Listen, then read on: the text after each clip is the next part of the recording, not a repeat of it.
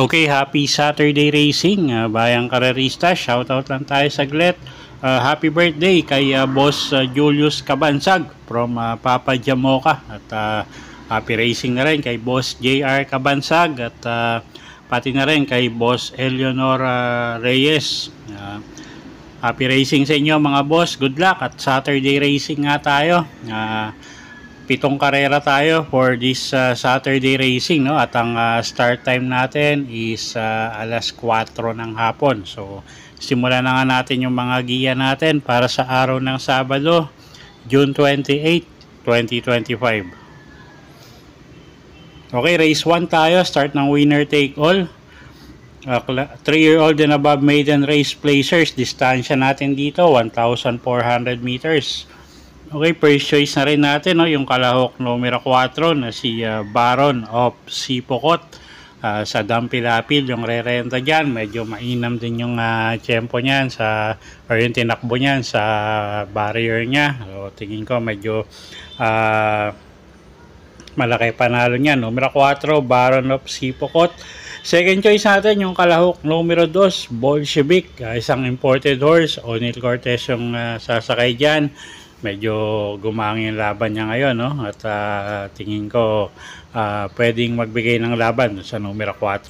Okay, so sa race 1, first choice numero 4, Baron of Sipocot. Second choice kalahok numero 2, Bolshevik. Okay, race 2 tayo. Start ng pick 6. Class 5, 6 to 10 bracket. Distansya 1,400 meters. First choice natin dito, kalahok numero 4, Malabon King, JR De Ocampo, yung sasakay dyan. Baka mapabor yung distansya sa kanya, isang dramating kabayo. Gamay naman ni JR De Ocampo yan. So, tingin ko wala magiging problema. First choice natin yan, numero 4, Malabon King. Second choice, kalahok numero 3, Limon Sudan Falls. Jeff Bakaykay naman yung sasakay dyan.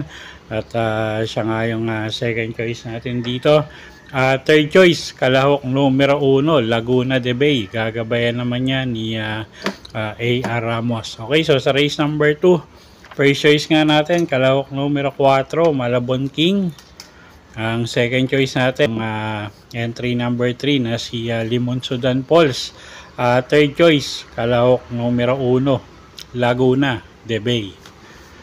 Okay, race 3 tayo. Start ng pick 5. 3-year-old group 6 race placers. Distansya natin dito 1,400 meters. Meron tayong 7 kalahok dito. Okay, 3 horse race yung nakikita natin dito, no? Entries number 3, 4 and 7. At mga imported horse ang mga yan. At puro galing sa impresibong panalo sa mga maiden race nila. So first choice na rin natin dyan yung kalahok numero 4 na si Calculus. Jeff Sarate yung sasakay dyan. Second choice, kalahok numero 7, Gain. JD King Flores naman yung re-renda. Third choice rin natin yung kalahok numero 3 na si Kangkalo Queen. Okay, so dito sa race 3, first choice nga numero 4, Calculus. Second choice natin yung kalahok numero 7 na si Gain. At third choice numero 3, Kangkalo Queen. Okay, next race tayo, race number 4. Start ng pick 4. Class 5-5 non-placers, distansya 1,400 meters. Okay, anybody's race so, no? Alam niya naman itong grupong to. First choice na rin natin dito. Kalahok numero 3, Queen Margot. JL Lazaro yung sasakay dyan. Kamay naman o hinete yan, regular rider niya yan. At siya na rin yung may pinaka best time dito, no, sa grupo. So first choice natin yan, numero 3, Queen Margot. Second choice, kalahok numero 7 si Baywatch. Gagabayan naman yan ni Lester F. De Jesus. At medyo maganda yung post position niya, nasa pinakalabas. So second choice natin yan. Okay, so sa race 4, first choice nga numero 3, Queen Margot. Second choice numero 7, Baywatch. Okay, race 5 tayo. Class 5, 11 to 15 bracket, distansya 1,400 meters. Meron tayong siyam na kalahok dito. First choice natin dito, kalahok numero 5, Mabuhay. Noel Lunar yung sasakay dyan, gamay nung hinete yan, at isang deremating kabayo. Second choice, kalahok numero 2, Batang Kangkalu. Alison Pabilik naman yung re-renta dyan, isang deremating kabayo rin, at galing sa isang impresibong panalo. So second choice natin yan, at pangdehado na rin dito yung kalahok numero 7 na si Shanghai Chic. Mark Gonzales naman yung sasakay dyan. Okay, so sa race 5, first choice nga numero 5, Mabuhay. Second choice natin yung kalahok numero 2 na si Batang Kangkalu, at third choice kalahok numero 7, Shanghai Chic. Okay, race 6 tayo. Penultimate race, class 4, 28 to 33 bracket, distansya 1,400 meters.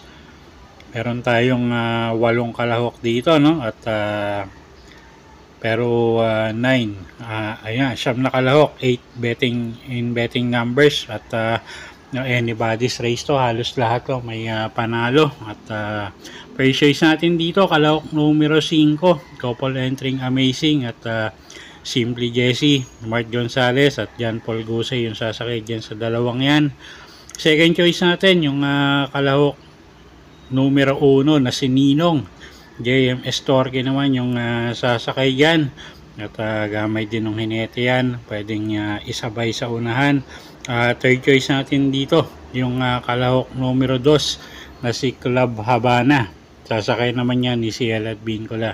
Okay, so sa race number 6, first choice nga numero 5, couple entering Amazing at Simply Jesse.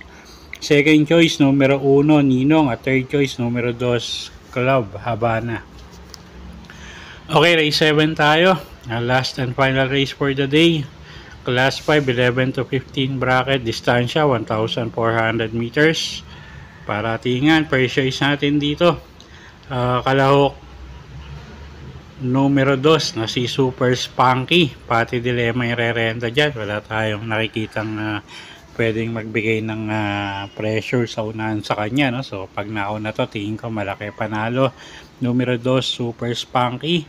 Second choice, kalahok numero 6 na si Isla Puting Bato. Gagabayan naman niya ni Alison Pabilik. At third choice nga natin dito yung pangdehado, kalahok numero 9 na si Antonio de la Mugis, kagabayan ni JMS Torque. Okay, so sa race 7, first choice nga numero 2, Super Spunky. Second choice, kalahok numero 6 na si Isla Puting Bato, at third choice nga natin kalahok numero 9 na si Antonio de la Mugis, kagabayan ni JMS Torque. Okay, so yun po yung mga giya natin para sa araw ng Sabado, June 28, 2025. Sana po yung makatulong sa pagpili nyo ng mga tatayang kabayo. Inulit ko po, kayo pa rin po masusunod kung saan nyo itataya yung pinagpaguran yung pera. Good luck po. Happy Saturday racing, bayang karerista.